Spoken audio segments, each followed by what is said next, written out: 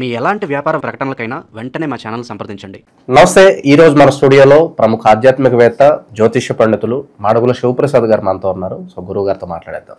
నమస్కారం గురుగారు. ఆశీర్వచనం నాయన. గురుగారు, సెప్టెంబర్ మాసం విశేషంగా ధనుసు రాశి వాళ్ళకి ఏ విధంగా కలిసి రాబోతుంది? చంద్రగ్రహణం తాలూకు ఇంపాక్ట్ ఎంత ఉంటుంది? అర్ధాష్టమ శనిలో కూడా ఉన్నారు. ఓవరాల్గా ఎలాంటి జాగ్రత్తలు తీసుకోవాలి వీళ్ళు? శ్రీ మహాగణాధిపతయే నమః. ఐం మహాసరస్వత్యే నమః. శ్రీ లలితాంబికాదేవియే నమః. ధనుస్సు రాశి వారికి ఈ సెప్టెంబర్ మాసము చాలా బాగుండబోతున్నది. అనుకూలవంతముగా ఉంటుంది. అర్ధాష్టమ శని అయినను చేసినటువంటి శారీరకమైనటువంటి శ్రమకు తగినటువంటి ఫలితాన్ని పొందుతారు. శని వక్ర దృష్టి అనేటువంటిది నవంబర్ వరకు ఉంటుంది కాబట్టి ఆ దృష్టి రీత్యా వీళ్లకు యోగాలే ఉన్నాయి.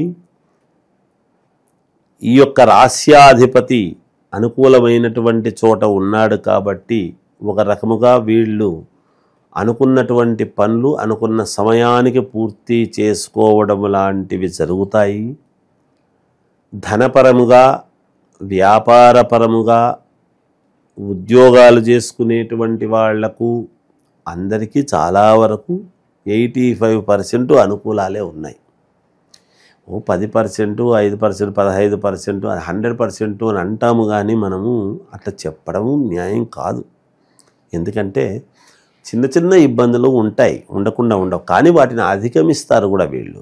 అధిగమించి ముందుకు వెళ్ళేటువంటి పరిస్థితులు ఎక్కువగా ఉన్నాయి. అధిగమిస్తారు. అదేదో ఆ సమయానికి వచ్చినటువంటి ఇబ్బందిని అది ఇంకొక రూట్ మార్చి ఇంకో రూపకముగా పూర్తి చేసుకోవడం అనేటువంటిది జరుగుతుంది కాబట్టి యోగదాయకముగానే ఉంటుంది. భవిష్యత్తులో మనం ఏం చేయాలి, ఏ పని చేస్తే మనం సక్సెస్ అవుతామో అనే ఒక క్లారిటీ వస్తుందంటారు? ఖచ్చితంగా వస్తుంది.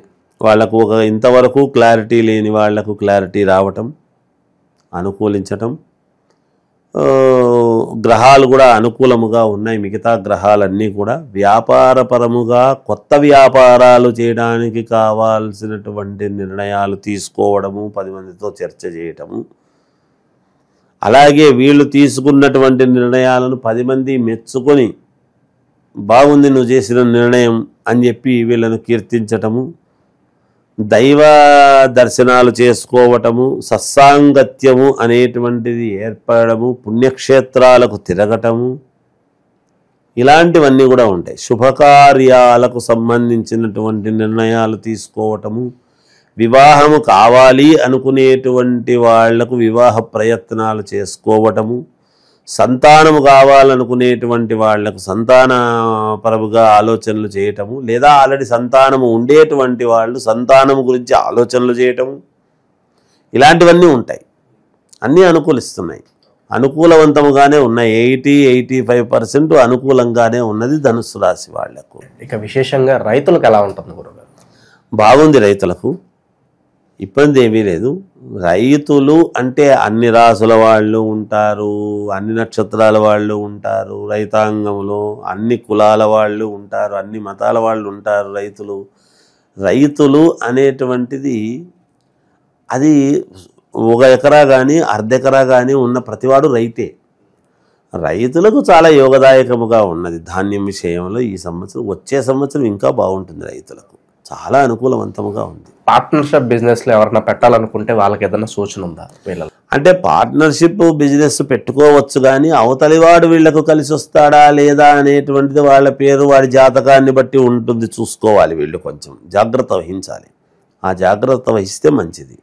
వహించి చూసుకుని 2 సమన్వయం అవుతాయా లేదా, ఎటువంటి నేను బిజినెస్ చేస్తున్నాను అనేటువంటిది ఆలోచన చేసి ముందుకు వెళ్తే మేలు. అది చేతిలో ఆల్రెడీ ఒక ఉద్యోగం ఉండి ఇంకొక ఆఫర్ వచ్చి ఈ సమయంలో మారాలా వద్దా అనే నిర్ణయం తీసుకోవాలనుకున్న వాళ్ళకి ఏంటి? అది వాళ్ళ లగ్నాన్ని బట్టి.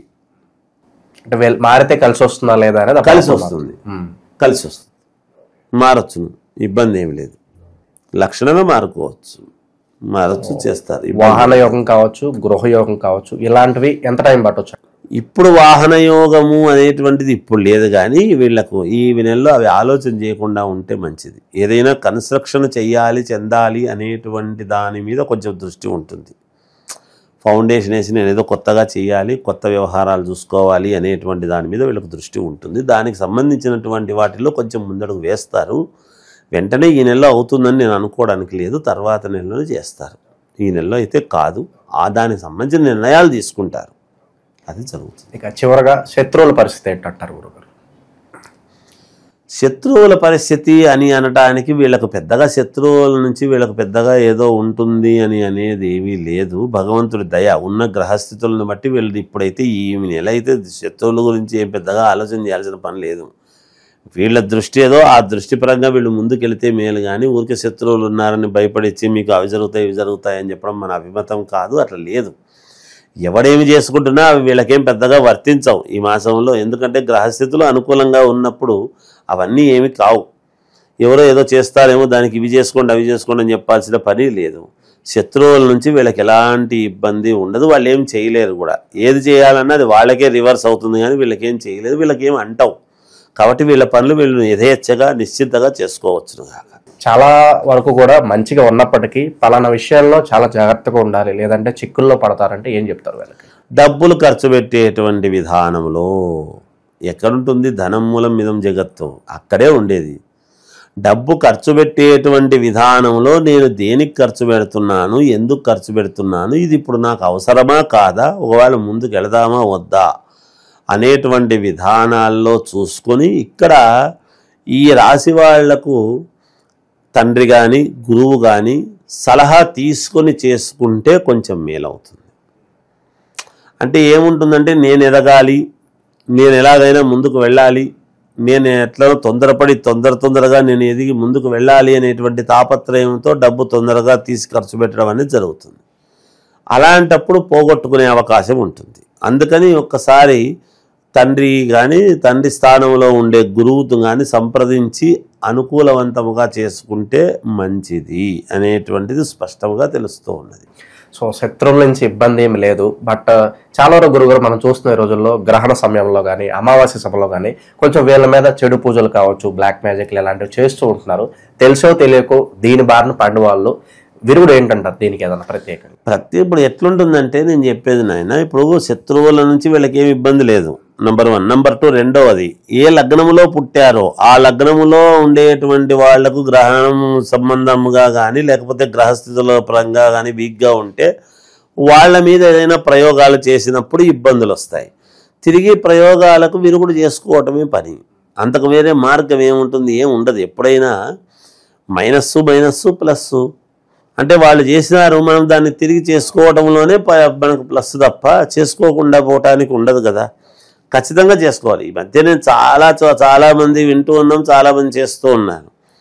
ఇప్పుడు ఈ చెడుపు చేసి చెందడము ఇవన్నీ ఉన్నాయా గురు అంటే ఉన్నాయి, లేకపోలేదు, ఉన్నాయి. ఇప్పటికీ 100% ఉన్నారు. చెడుపు చేసేవాళ్ళు ఉన్నారు, చాలామందికి వస్తున్నారు, తీసేస్తున్నాము, అవి ఇబ్బంది లేకుండా కలుగజేస్తున్నాము, జీవితం ముందుకు వెళ్ళడానికి కావాల్సినటువంటివి చేస్తున్నాం కదా.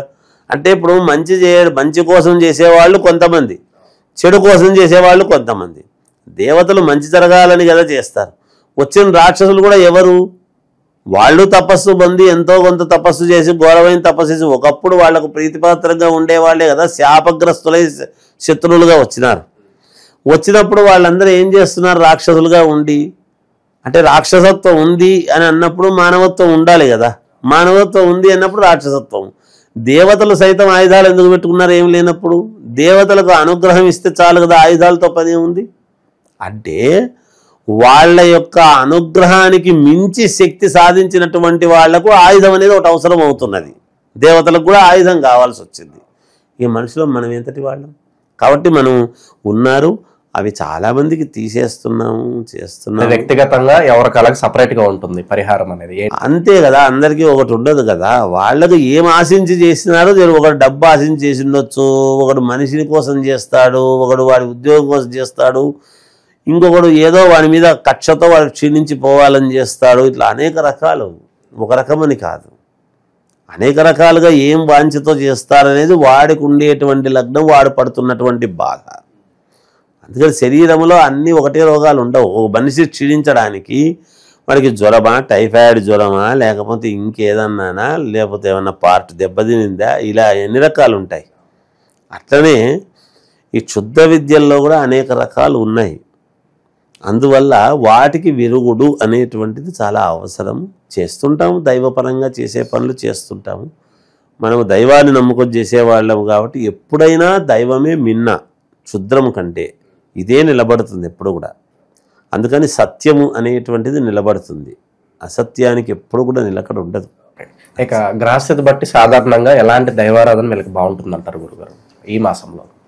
వీళ్లకు ఎలాంటి దైవారాధన అనేటువంటిది వచ్చినప్పుడు శ్రీ మహావిష్ణువును అమ్మవారిని ఆరాధించుకుంటే ఈ మాసం అంతా కూడా చాలా యోగదాయకంగా ఉంటుంది. ధనుసు రాశి వాళ్లకు అద్భుతంగా ఉంటుంది కాక. ఓవరాల్గా సెప్టెంబర్ మాసం ధనుసు రాశి వాళ్ళ పరిస్థితి అద్భుతంగా వివరించారు. ధన్యవాదాలు. జయోస్తు.